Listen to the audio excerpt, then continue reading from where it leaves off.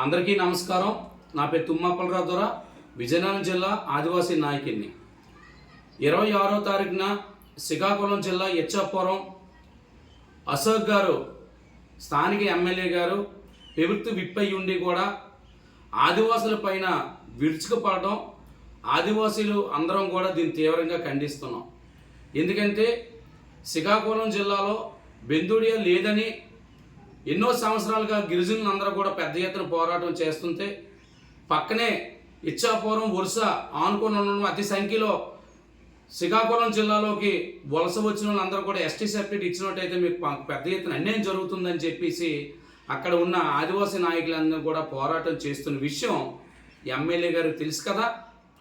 MLA గారు తెలిసి కూడా అసెంబ్లీలో మీరు ఒక పక్షాన్నే మాట్లాడడం అనేది ఆదివాసులందరూ కూడా అర్థం కాక మీ కార్యాలయానికి వచ్చి, అయ్యా బెందుడియాలో అసలు శ్రీకాకుళం జిల్లాలో లేరు కాబట్టి మాకు అన్యాయం జరుగుతుంది అని చెప్పడానికి వస్తే, ఆ పక్కనే ఉన్నటువంటి ఒక ఆదివాసీ నాయకుడు ఒక విషయం అడిగాడు.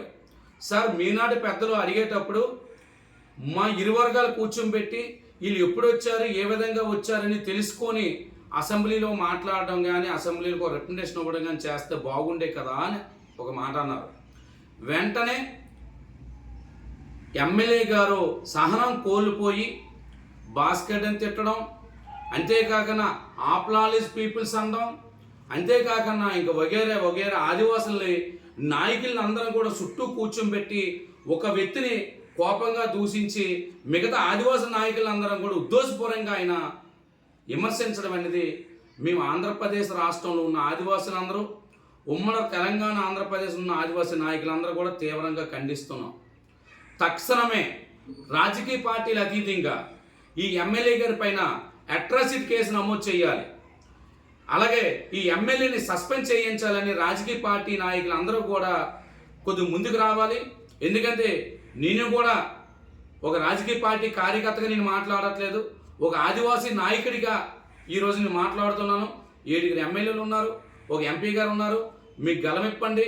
ఎందుకు ఈ మాట ఉంటుందంటే, అతను ఓడే పదజాలం, ఆ వీడియో చూస్తే అతను ఊగిపోయే విధానం, అంటే అతను ఎమ్మెల్యే అధికార పార్టీలో ఉన్నాను కదా, నేను ఏం మాట్లాడినా చెల్లుతుంది అనుకోవడం అనేది చాలా దురదృష్టకరం.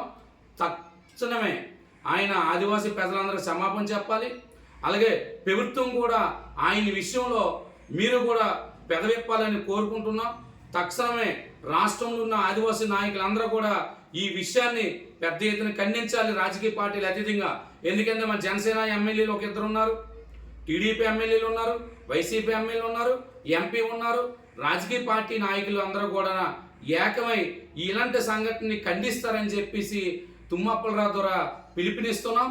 అలాగే అన్ని రాష్ట్రం నలుమూలలో కూడా అన్ని మండలాల నుండి, అలాగే జిల్లాల నుండి కూడా రేపటి నుండి పేపర్ ప్యాకెట్లు కానీ, ఉద్యమాలు కానీ, ధర్నాలు కానీ, రాష్ట్రోగులు కానీ చేయవలసిన అవసరం ఉన్నది. ఎందుకంటే ఇలాంటి ఎమ్మెల్యేలకి ప్రభుత్వం చాలా గట్టి బుద్ధి చెప్పాలి. ఒక పక్క రాష్ట్రం అంతా కూడా ఆదివాసులకి నేను అండగా ఉండాలని కూటమి నాయకుడు పవన్ కళ్యాణ్ గారు కంకణం కట్టుకుంటే, ఇంకో పక్క చంద్రబాబు నాయుడు గారు ఏదైతే మీరు ఆదివాసీ ప్రాంతంలో అందరూ కూడా అభివృద్ధి ఏ విధంగా ముందుకు తీసుకెళ్లాలని నాకు చెప్పాలని చెప్తున్నప్పటికీ మీ ప్రభుత్వంలో ఉన్న వ్యక్తే ఈ విధంగా మాట్లాడడం అనేది చాలా ఆశ్చర్యంగా ఉంది.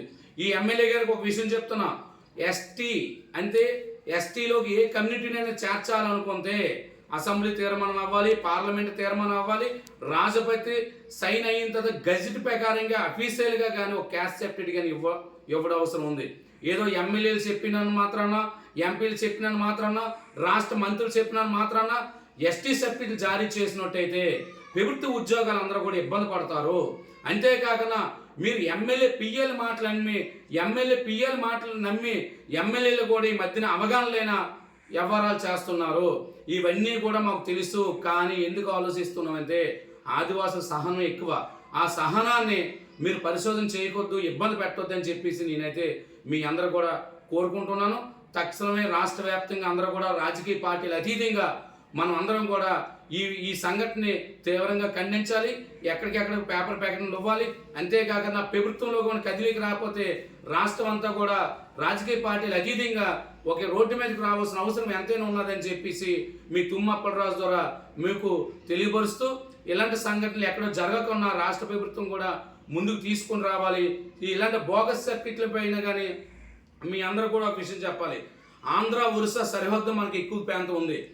ఒరిస్సాలో ఎస్టీలు ఆంధ్రప్రదేశ్లు ఓసీలు అవుతారు, ఇక్కడ ఎస్టీలు అక్కడ ఓసీలు ఉన్నారు. ఎందుకంటే అక్కడ కమ్యూనిటీ వేరా, ఇక్కడ కమ్యూనిటీ వేరా. ఎగ్జాంపుల్ చెప్పాలంటే గోదావరి జిల్లాలోనూ అందరూ కూడా ఓసీ అయితే ఇక్కడ కాపులు అందరూ కూడా బీసీ ఉన్నారు. ఎక్కడికో వెళ్ళిపోవడం ఎందుకు? అనంతగిరి మండలంలోనే ఎస్టీ మండలం అరకు నియోజకవర్గంలో 5 పంచాయతీలు వాల్మీకులు ఎస్సీ పైడి సర్టిఫికేట్ ఉన్నది.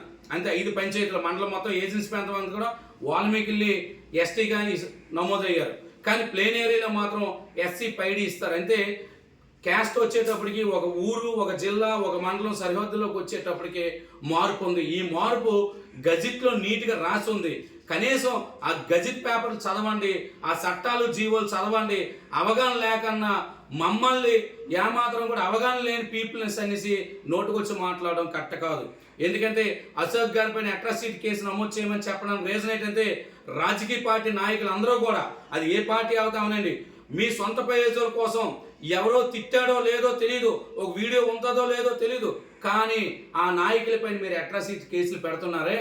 ఇంత నీట్గా క్లియర్గా ఓపెన్గా అతను భాస్కర్ అని తిడుతున్నాడు.